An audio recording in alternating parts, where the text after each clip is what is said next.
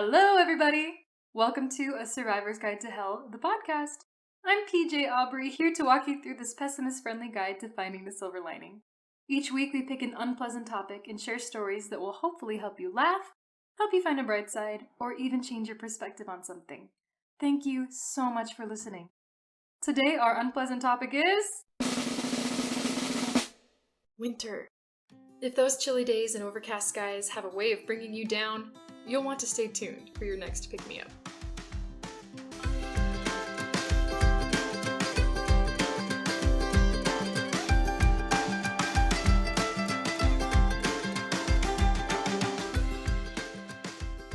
For all the things to love about winter, most of us still seem excited for the season to end.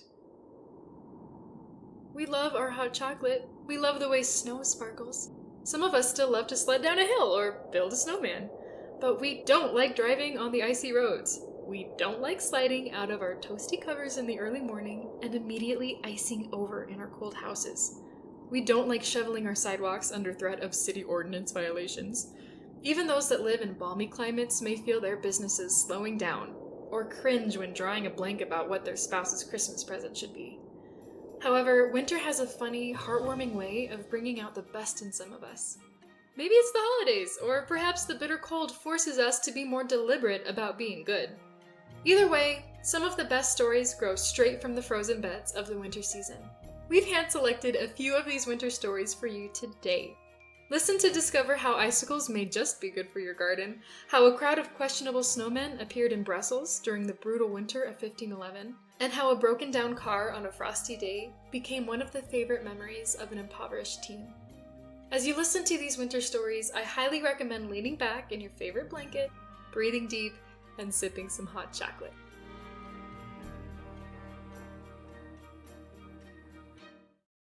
Act 1. A winter story for fans of spring. As I developed this podcast, I reached out to a lot of people for ideas. I still do, actually. I had to find a good title for the podcast, so like a true professional, I asked my husband, texted my mom, and sent out a survey over Facebook.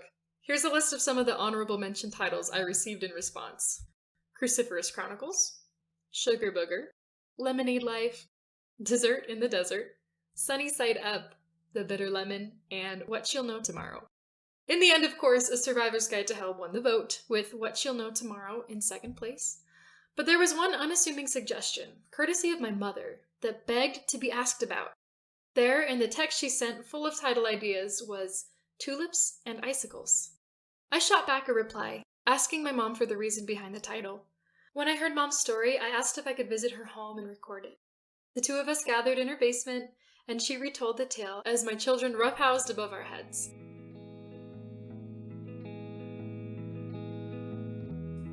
Okay, so winters in Utah are already pretty difficult because of the air quality.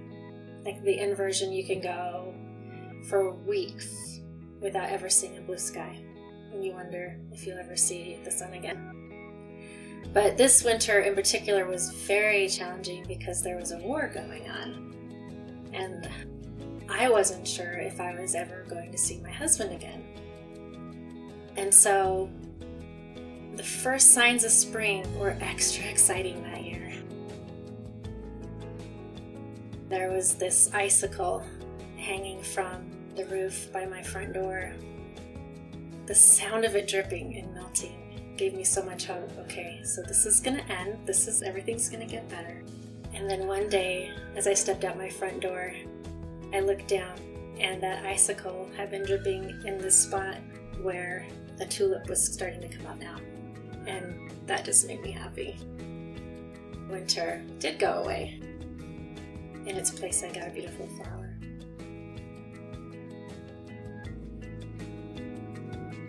I was impacted by Mom's story.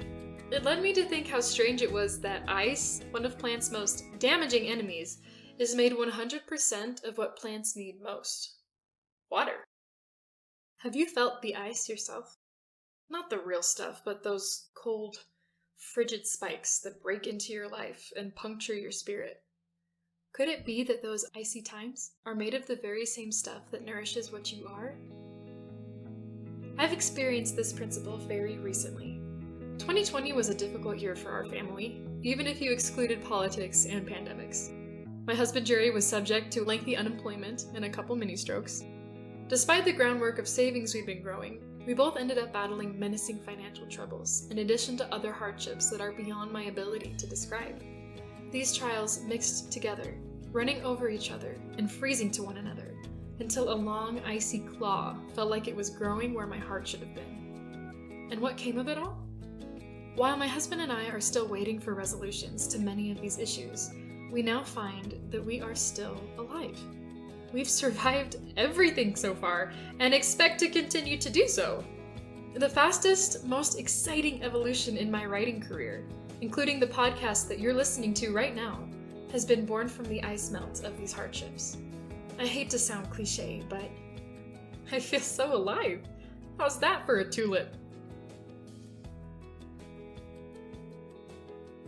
I hope you have the chance to feel the same way. You've had your share of hard times, and odds are you've got real difficulties in your life right now, but you've survived everything so far. Maybe it's worth asking yourself, what kind of flowers will bloom from this pain? Act 2. Frosty the Snowman, meet Winter of Death. Our next story brings us back in time and over oceans, right to historic Italy. In 1549 Italy, something was happening to one of Michelangelo's sculptures that almost never happens to Michelangelo's sculptures. It was starting to be forgotten. Yes, we're talking the Michelangelo. You know, the Sistine Chapel guy, the one with the paintings and sculptures worth several $100 million. That is, of course, if you can put a price on them at all. That Michelangelo was commissioned to craft a sculpture right in the courtyard of Italy's most powerful ruler of the time, Piero de' Medici. Not long after the sculpture's completion, and in broad daylight, the art was destroyed. Thoroughly, might I add. There is no record of anyone even attempting to stop the destruction, and without any visual record of the statue's appearance, an original Michelangelo was forever lost. You'll never get to see it. Not ever! Neither will I, and maybe that bothers me more than it should. Art critic Théophile Gautier, however, was present to behold the piece, and later wrote, "It is not the first time that great artists deign to scope this Carrara marble that descends from the sky onto the earth in sparkling powder." What did Théophile mean? Well, Michelangelo's palace courtyard creation was a snowman. As a Michelangelo fan, I'd be willing to bet it was the coolest damn snowman ever created. But now it has gone the way of the raindrop, and most people don't even know about it. It turns out snowmen have a much richer history than we think. They weren't always kitschy movie stars, dollar store Christmas ornaments, and children's artwork. Sometimes, snowmen were Michelangelos, legitimate political figures, and more. Author Bob Eckstein uncovered the first recorded instance of a snowman from the Book of Hours, a Christian devotional book from 1380. Eckstein would write of this discovery in his book, The Illustrated History of the Snowman, and include other historical tidbits that will never let you look at Frosty the same. Take the winter story of Brussels, Belgium, for example. It was 1511, during a time called the Winter of Death. The cold was long and brutal, the food was scarce, and the city was rife with attacks from their violently terrible neighbors. For 6 straight weeks, the temperature stayed below freezing, which was unusual. In the midst of such misery, the Brussels government encouraged a strange new festival that incorporated snowmen. Lots and lots of snowmen. Citizens were prompted to freckle the place with their icy creations, which included depictions of biblical characters, village idiots, public figures, pornographic scenes, and many other themes. Eckstein wrote, "These snow sculptures represented the public's fears and frustrations." Though the sculptures were often edgy or condescending, I'm still impressed with the people of Brussels. Often, when a group seeks an outlet for significant fears and pains, blood is shed. Damage is done. But in that 1511 Belgian festival, snowmen were made. And that was that. Nowadays, you'll rarely see a pornographic Frosty, knock on wood. However, us 20th century folks still have our fun. In 2015, a small Japanese city took the world record for amount of snowmen made in 1 hour, with a mob of 1,585 3-foot snowmen to show for it. And in 2020, Austria broke the record for world's tallest snowman by building one that was nearly 9 stories high. To give you an idea of its size, think of this. The snowman's hat alone was taller than 3 grown men. Both record-breaking events required a lot of teamwork. And if there's enough whimsy in the world for people to team up and build a 9-story snowman, create a snowman crowd, or circumvent riots with the Snowman Festival, then I'd say there's still plenty of hope for humankind. For our final winter story, I need to introduce you to someone we may be spending a lot of time with. I've dropped his name before, but it's time you officially meet. His name is Jerry, though he prefers to go by Boo Boo. He's got blonde hair, an auburn beard that's sexy in the summer and reminiscent of a caveman's in the winter. He can build nearly anything that will fit in a garage. He likes to belt out old country music while he cooks bacon. He does all the kids' haircuts himself, even our daughters on occasion. And he is the master of dad jokes, which we now call parent jokes after I made a mom joke about how sexist the term dad jokes is. You following? Boo Boo is my husband, my lifelong co-host. Most people who meet him will only see the things I just described to you, and perhaps catch rare glimpses of the troubled childhood he carries with him. These glimpses can be shocking, depressing, but occasionally they'll surprise me by warming my heart. One glimpse in particular had impressed me, so I sat him down in front of a microphone. There, huddled in my office, I started by asking Jerry how old he was at the time of the story. I think I was right at 16 years old. I was in high school. You told me that your childhood around this time was pretty rough. Could you give us an idea of what made it difficult? Just a lot of jail, drugs, abuse, that kind of thing. How was home life? I think I may have been homeless at the time, just staying with friends, not on the street. This sounded familiar to me. I knew that as a teen, he chose to stop living with either of his parents. Home life, it was not good. Really, really not good. I think we're ready to hear the story.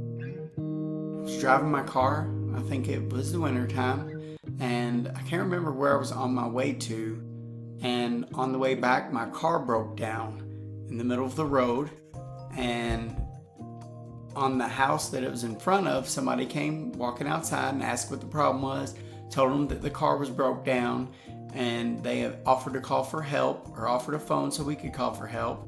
So we did that, and the lady noticed that I was standing outside while it was snowing, really cold, and I didn't have a jacket on, which I hadn't noticed at the time because, that's just how my life was. It was normal.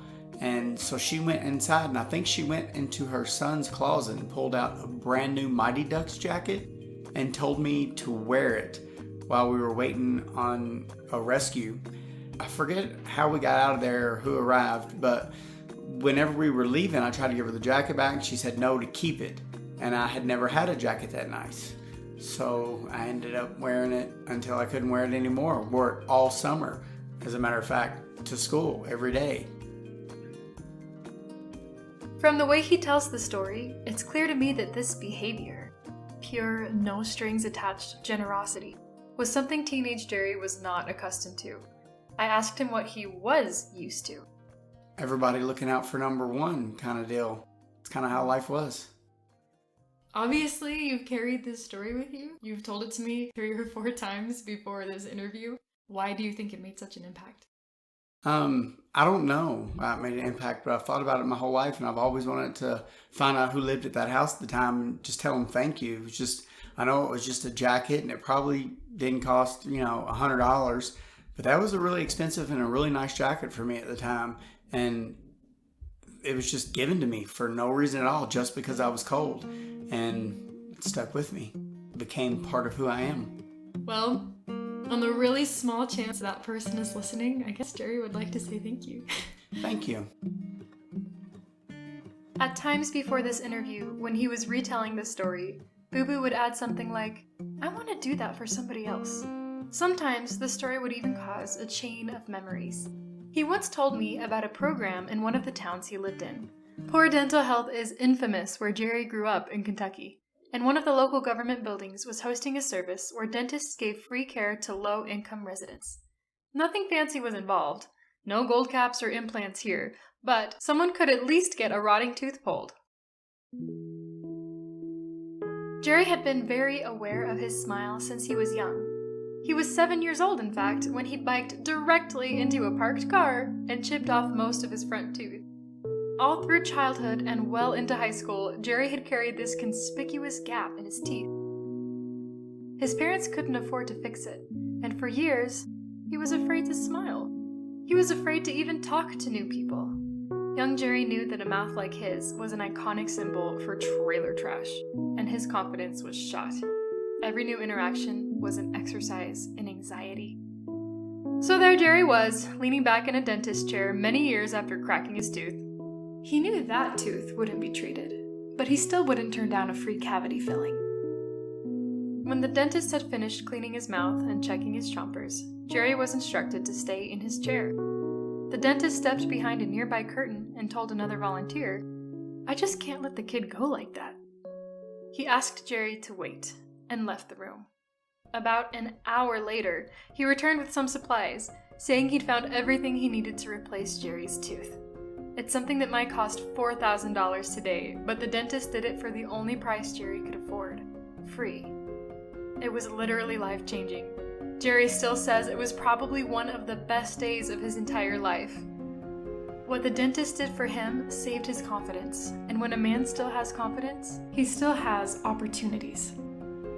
Acts like these changed my husband. He learned that there were more options than merely looking out for number one.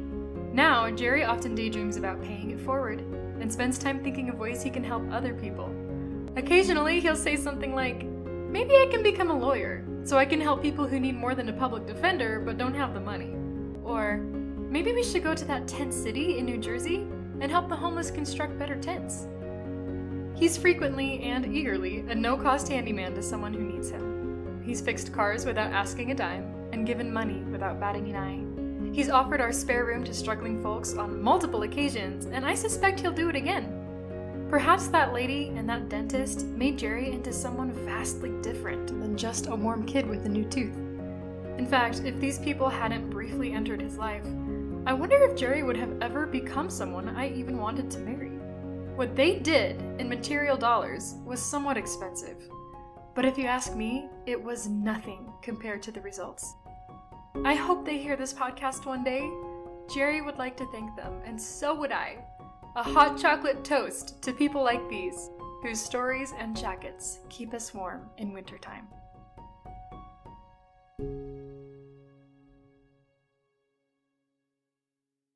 Between the tulips, the snowmen, and the jackets, I hope you found a reason to be touched, intrigued, or even just amused by the winter season. Now it's time for your weekly challenge. I'm going to give you 2 options this week. Pick your favorite. Option 1, if there's still snow where you are, build a snowman! Put some heart into it!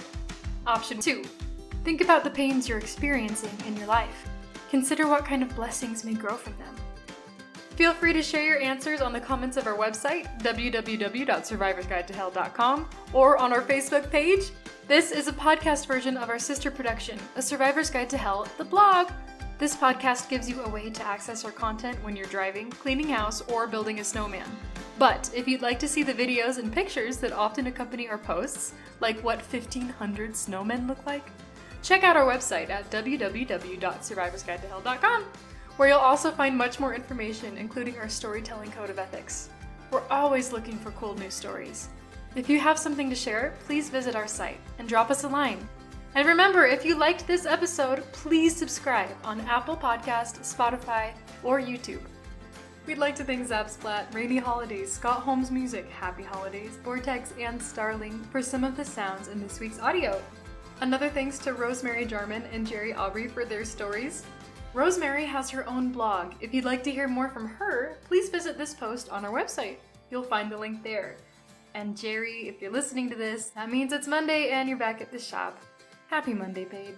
Thanks for working so hard for our family. One last thought before our cheesy joke. If you feel like this podcast sounds better than usual, it's because one of our supporters has donated professional recording equipment to our podcast. Thank you, Howell Family Trust, for your generosity. We'd also like to thank Jimmy Armstrong for his contribution. If any more of our listeners would like to help with the other costs of hosting a podcast, please visit our support page to see how you can contribute. Thank you. Last but not least, our cheesy joke of the week. What did the snowman's hat say to the scarf? You hang around. I'll go on ahead. Thank you, and have an excellent Monday.